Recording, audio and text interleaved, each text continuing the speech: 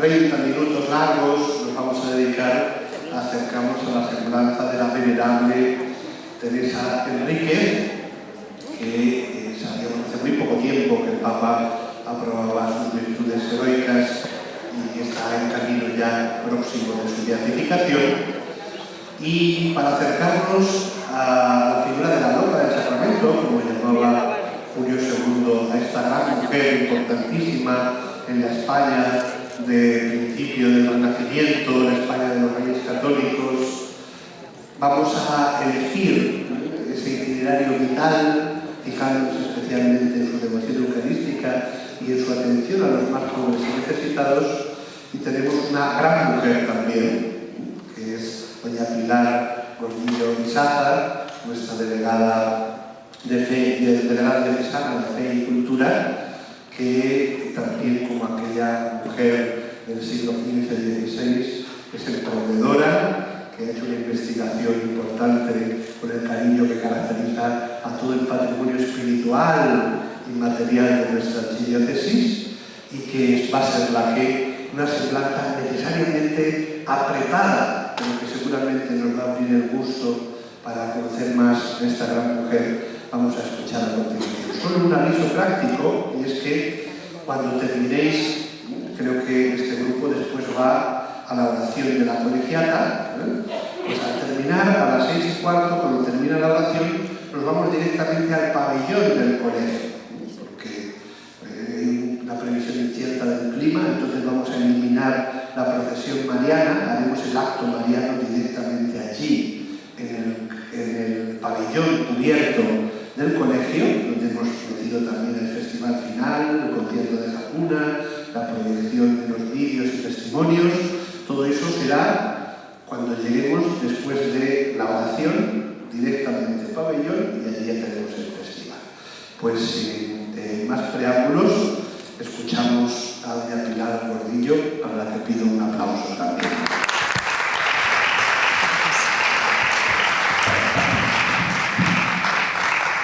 Muchas gracias. Muy buenas tardes, muchas gracias por estar aquí. Queridos sacerdotes, queridos amigos fieles,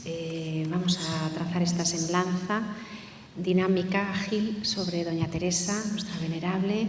que yo espero que cada vez la tengamos más devoción y nos pueda ayudar más en nuestras agitadas vidas, en nuestras cuitas, puesto que ella fue madre de familia y también estuvo en muchos negocios metida. Y casi monja, porque se consagró en su viudedad muchísimo al Señor. Vamos a conocerla un poquito más. Doña Teresa Enríquez de Alvarado es la hija del almirante de Castilla, el mayor cargo de la nobleza entonces. Ella va a nacer en Medina del Río Seco, que es donde tiene el señorío su padre. Su tía será la madre de Fernando el Católico, doña Juana Enríquez, por tanto son primos hermanos. Es la prima hermana del príncipe de Aragón en breve y rey de Sicilia, y en un poquito más de tiempo rey de Aragón y de Castilla. Bueno, pues esta mujer va a vivir una infancia donde conocemos a sus hermanos, los títulos nobiliarios, la grandeza de España, muy granado, pero sobre todo la figura de su abuela, doña Teresa de Quiñones, va a destacar, porque esta mujer muy piadosa, diríamos muy santa, esta familia ha construido un convento para los franciscanos a las afueras de Medina, en Valdescopezo, donde la abuela tiene una celda con ventana al altar mayor y allí pasa las horas, y donde se lleva tantas ocasiones a su nieta de la mano a rezar, a enseñarle a ser piadosa. Qué importante las abuelas, qué fundamental en las vidas de los santos las abuelas, ¿eh? No hay que perderlo de vista, no hay que desanimarse con los hijos pródigos, alejados, porque los nietos vienen y a veces tenemos posibilidad de estar con ellos, ¿no? Bueno, pues esta abuela se llevaba de la mano a doña Teresa a los hospitales, al hospital concreto que habían fundado junto al convento franciscano. Y allí, con las vendas, las conservas, les daba golosinas, les consolaba, les trataba personalmente, en fin, les ayudaba. en tantas y tantas ocasiones, con lo cual tuvo su primer contacto con el dolor, con la podredumbre de las heridas, de las llagas, con el vendar, con ver a su abuela atender y asistir a los enfermos y ayudarla, y cogerle gusto a esto, de amar a Cristo en la oración, en la iglesia, en esa celda oculta, en intimidad, sin alaracas, sin figureos, sin postureos, sino en una religiosidad auténtica, en una piedad auténtica, y después practicarlo eso en el pobre, ¿no? En el necesitado, ya desde su infancia. Vamos a seguir conociendo un poquito más su vida, su juventud y su destino, porque ella estará muy pronto ligada a doña Isabel la Católica. Esta es la figura de la reina Isabel, cuando esta es la Virgen de la Mosca, llamamos a esta tabla, que se encuentra en la Colegiata de Toro, donde ella aparece rubia, con los ojos azules, ojos garsos, decían los cronistas, es decir, achinados, bellísima, con sus dientes blancos. Bueno, pues a esta dama, a esta señora tendrá que servir doña Teresa Enríquez. Será una dama de doña Isabel, de la reina, será una dama entonces de la princesa y después de la reina de Castilla. Y directamente, cuando la reina, todavía princesa, decida que el candidato con el que ha de desposarse será Fernando y ningún otro, en ese momento el arzobispo Carrillo de Toledo mandará a un pajecillo suyo, que era un nonadie, decimos, alguien sin importancia, don Gutiérrez de Cárdenas, para ir a buscar a ese príncipe de Aragón, disfrazarlo de mozo de mulas y, disfrazado con otros 4 o 5 zarrapastrosos, ir por las posadas salvando los puestos fronterizos y la guardia que tiene el rey de Castilla, Enrique IV, su hermanastro, apostada porque sospecha que esto pueda pasar, que su hermanastra desobedezca y despose con lo que puede ser la potencia, el futuro rey de Aragón, y convertirse España en otra cosa que no prevé él. De tal manera que es Gutiérrez de Cárdenas, este personaje que empezamos a presentar, el que va a hacer esta gran hazaña y llevará a don Fernando, esa noche al palacio en Valladolid de Juan de Vivero, donde va a producirse ese desposorio con esa bula falsa de Carrillo, precipitadamente, y la reina, todavía princesa, preguntará a Gutiérrez de Cárdenas: ¿quién de todos estos es? De todos estos mal vestidos. Y don Gutiérrez le dirá: ese es. De tal forma que en los Gutiérrez de Cárdenas, en su palacio de Ocaña, vamos a ver en el escudo, en la orla, esa doble S. Ese es, recordando el alto servicio que le hizo a sus altezas Gutiérrez de Cárdenas, que, como digo, no era noble, era un no nadie, se decía en la época, pero le van a elevar a la nobleza desposándole con doña Teresa, la prima hermana del rey Fernando, de tal forma que van a vivir en este palacio de Ocaña, de la villa de Ocaña, y va a ser el duque de Maqueda, y va a ser el comendador mayor de León, y va a ser el hombre más rico de su tiempo y el gran tesorero de los reyes católicos. Con lo cual, imagínense, doña Teresa, en este momento, su esposo, que le han elevado gracias a ella y que ella le ha dado esta vida de hogar, esta vida de familia, donde por supuesto va a educar a esos hijos, fruto del amor que van llegando, don Diego, don Alonso, María, doña María, sus 3 hijos que sobrevivirán a la infancia, habría otros 2 más, pero que quedan fallecidos muy tempranamente, y estos hijos serán educados en la corte, junto al príncipe Juan, junto a las infantas, hasta el punto de que en todos los acontecimientos claves estará esta familia querida de doña Teresa Enríquez, en esa proclamación como reina en Segovia de doña Isabel, en esa guerra de Granada que se suscita porque Boabdil ha atacado a los pueblos fronterizos y viene el contraataque cristiano inevitablemente, y se apostan las damas junto a la reina en Córdoba para cuidar de la intendencia, para que no falten los suministros, la soldadesca, para abrir los caminos, para que lleguen los artilleros con sus baterías de artillería. Todo eso se encargan las mujeres, las damas de la reina junto a doña Isabel desde Córdoba, y cómo no, las vendas para los heridos, las medicinas, los ungüentos, haciendo las plantas medicinales, haciendo todo tipo de, digamos, como boticarias para poder asistir a esos enfermos del hospital de campaña, que la reina tendrá 80 carromatos dotados con cirujanos, con todo tipo de instrumental quirúrgico para atender a los heridos de esa Vega de Granada, de esa acequia gorda de la Vega de Granada, donde la reina, por caridad cristiana, ordenará no solo asistir a los cristianos heridos, sino también a los musulmanes. Y tenemos que imaginarnos a doña Isabel con sus damas, con Beatriz de Bobadilla, con doña Teresa Enríquez, siguiéndola por donde ella va, atendiendo a los enfermos, esas amputaciones terribles, esas pústulas, y dirán los cronistas, llegarán a decir: ¿quién podrá contar en la guerra de Granada lo que sirvió a heridos y pobres? Porque hay que imaginársela al pie de los camastros, alentando a bien morir, asistiendo a musulmanes, doña Teresa Enríquez, vendando las heridas de musulmanes, los que también se acordará de toda su vida y rezará por ellos para que también los cautivos sean liberados, los cristianos cautivos, que será uno de los grandes problemas, de las grandes obras de caridad entonces. De tal forma que ese 2 de enero de 1492, junto a la reina Isabel, está doña Teresa. No está su esposo, porque la víspera le ha mandado el rey Fernando a avanzar,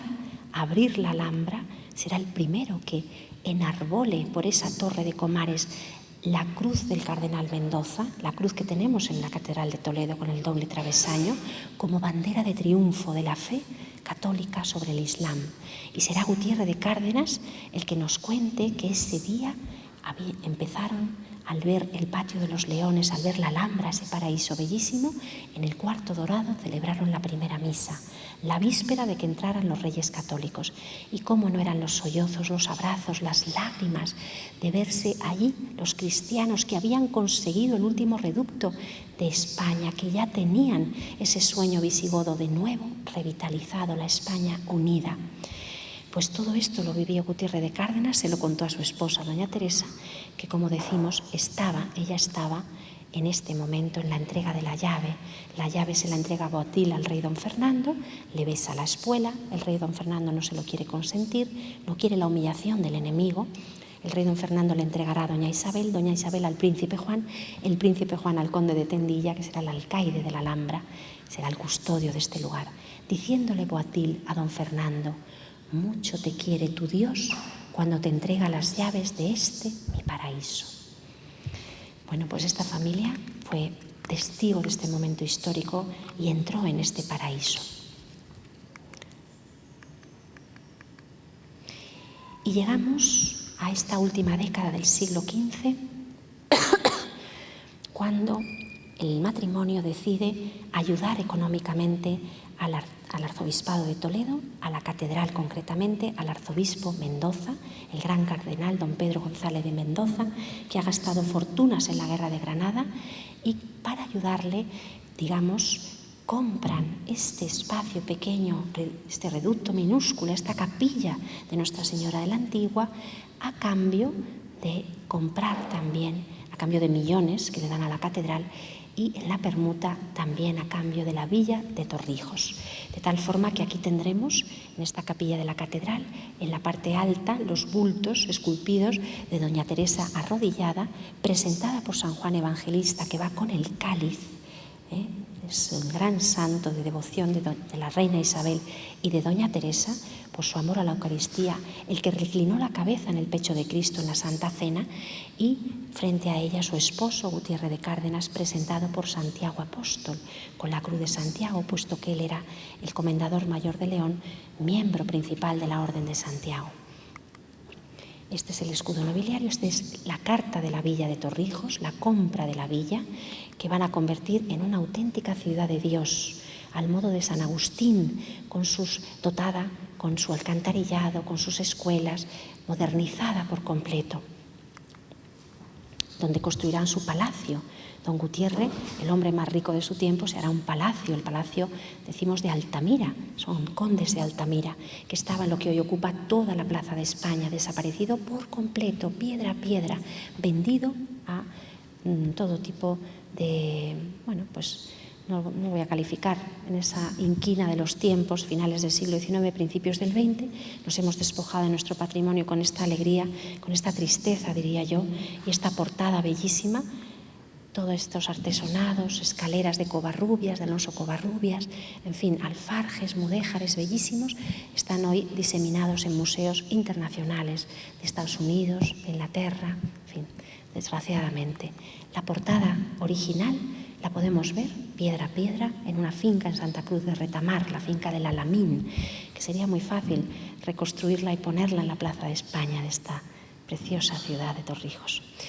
Lo primero que hace el matrimonio, nada más llegar a esta villa de Torrijos, a esta su villa, es construir un convento para los franciscanos, asegurar la devoción, que Dios sea alabado, ensalzado, en este convento de María de Jesús. Porque los franciscanos, gracias a San Bernardino de Siena,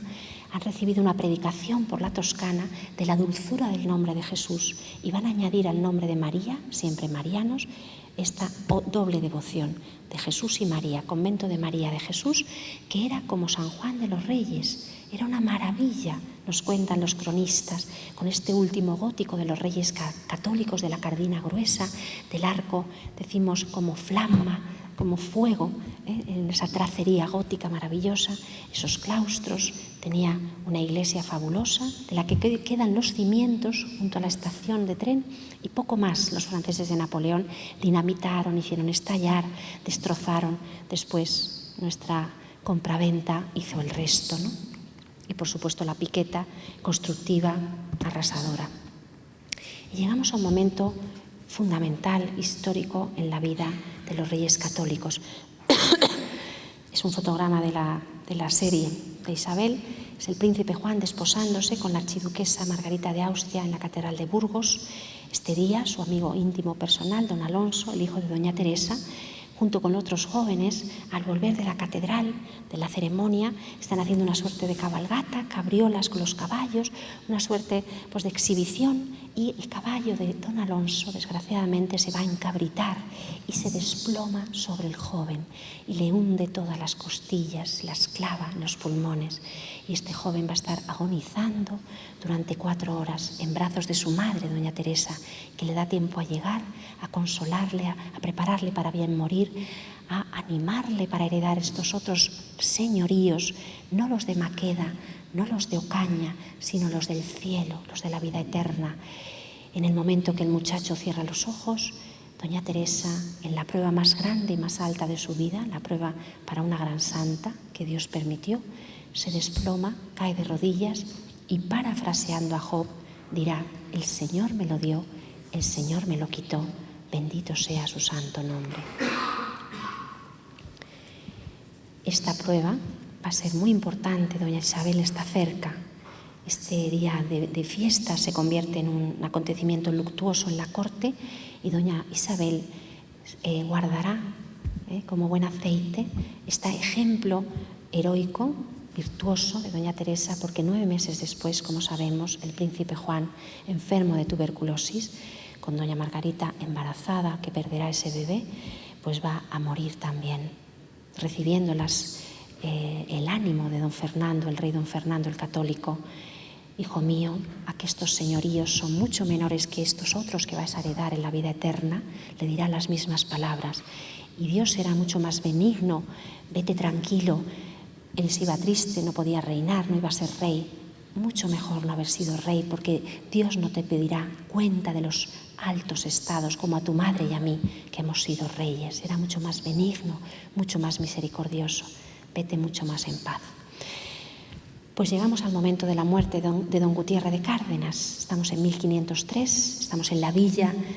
complutense, en la villa de Alcalá, propiedad del arzobispado de Toledo. En este momento ya está Cisneros como señor, como gran arzobispo, y acoge a esta familia de Teresa Enríquez con su esposo que agoniza. Le acoge en su casa para que pueda bien morir, dictará testamento y doña Teresa insistirá en su lecho de muerte a su esposo, que todos sus bienes los done a los reyes católicos, porque lo que le importa a ella es salvar el alma de su esposo. Esa es una gran caridad con la familia, con sus hijos, con su esposo, salvar su alma. Y los dineros siempre tienen algo pegado, no puro, ¿no? Los negocios, aseguremos la salvación de tu alma, esposo mío. Donemos todos nuestros bienes a sus altezas, puesto que por ellos los tenemos, y que sean de ellos, de tal forma que le insiste tanto que tiene que acceder. Y cuando el gran señor de Ocaña y de Maqueda cierra los ojos, en ese momento sus altezas que están presentes en este duro trance deciden restituir todos los bienes a la familia,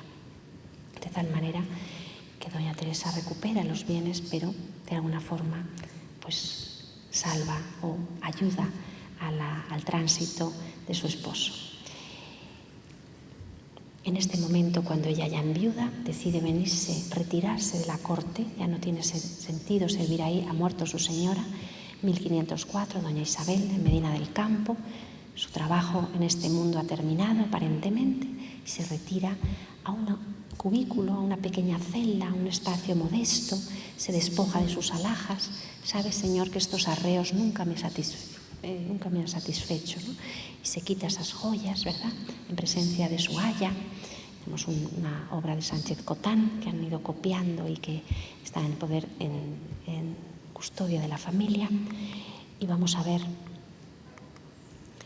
cómo la villa de Torrijos la va a ir convirtiendo todavía más en una ciudad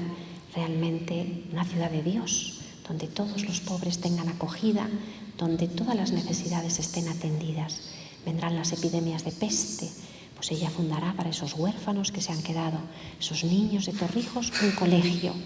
colegio para huérfanos, donde ella les hace el desayuno, les enseña el catecismo, les proclama la doctrina, les atiende personalmente como una madre. Son sus hijos ahora, a ellos se dedica. Son los clerizones de voces blancas que en breve, en cuanto construya la iglesia dedicada al Santísimo Sacramento, van a ser los que asistan y los que canten. La villa de Torrijos, esa villa medieval, se va a convertir, como vemos, con distintos monumentos en una villa renacentista extraordinaria. En la zona de la Judería construirá en breve también un hospital, el Hospital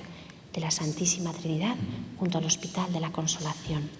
Pero en este palacio que nosotros nos encontramos, llamado del rey Don Pedro, del que queda del rey Don Pedro I, el cruel o el justiciero, la fachada y el torreón, algunos cimientos, algunos muros, pues el matrimonio había pensado, el palacio lo había agrandado, lo había embellecido para que su hijo Alonso tuviera aquí su palacio.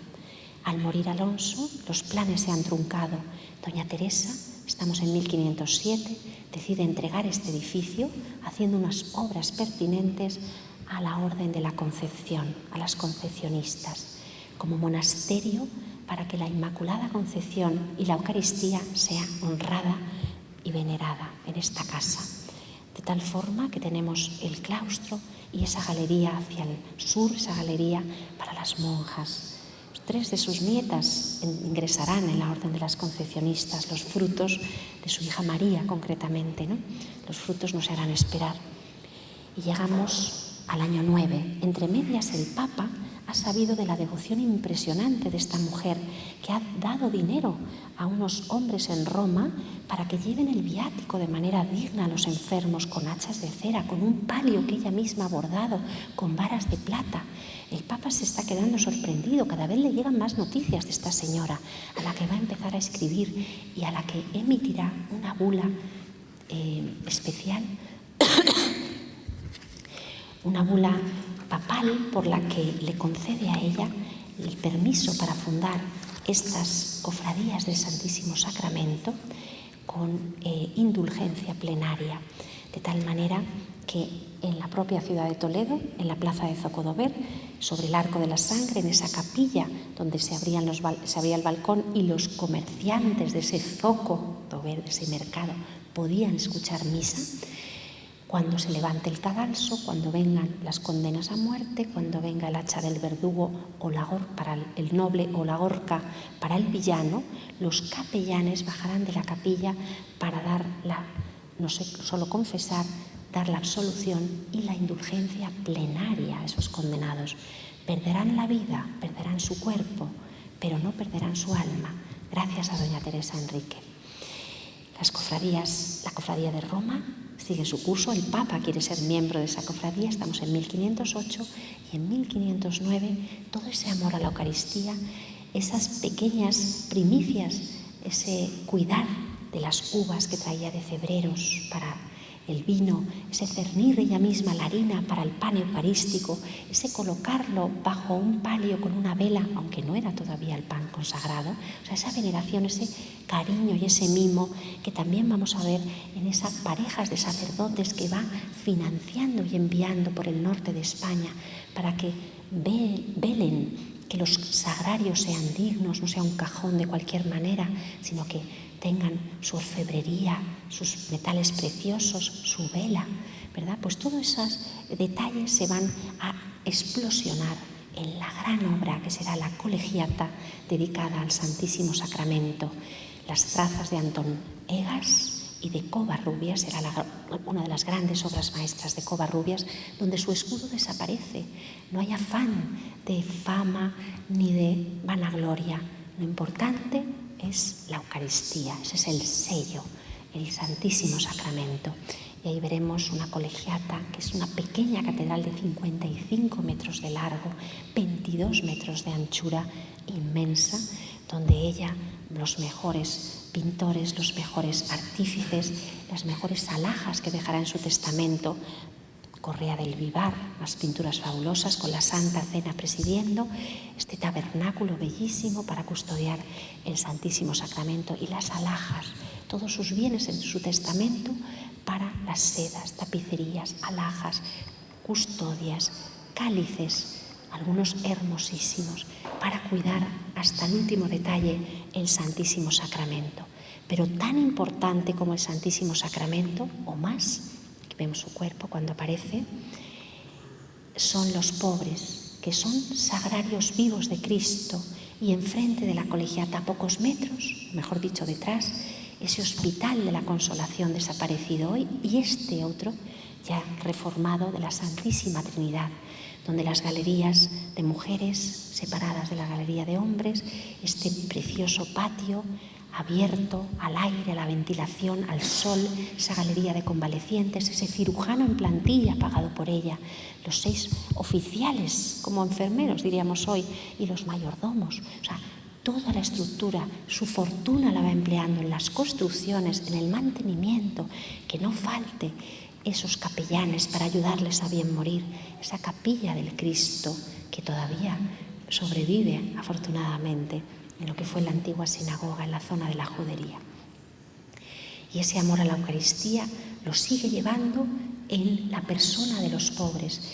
que vienen las epidemias, que se quedan huérfanos, más niños al colegio de huérfanos, más clerizones para el culto del Santísimo Sacramento, que los padres se quedan sin tierras, que vienen pobres de toda España, que viene la persecución, porque todos los santos tienen persecución. Se asustan los habitantes de Torrijos. Esto es una marea de pobres. Esta señora atrae a los pobres que se vaya a otro sitio, y la persiguen, y la critican, y la juzgan, y le dan la espalda, y ella sigue,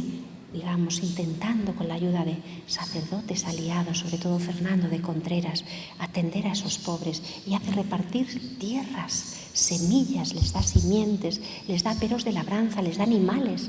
y para que cultiven de nuevo los campos, para que saquen un producto del sudor de su frente y puedan tener un trabajo digno a cambio de una pequeñísima renta que emplea en los demás pobres. Y esta es la vida de doña Teresa.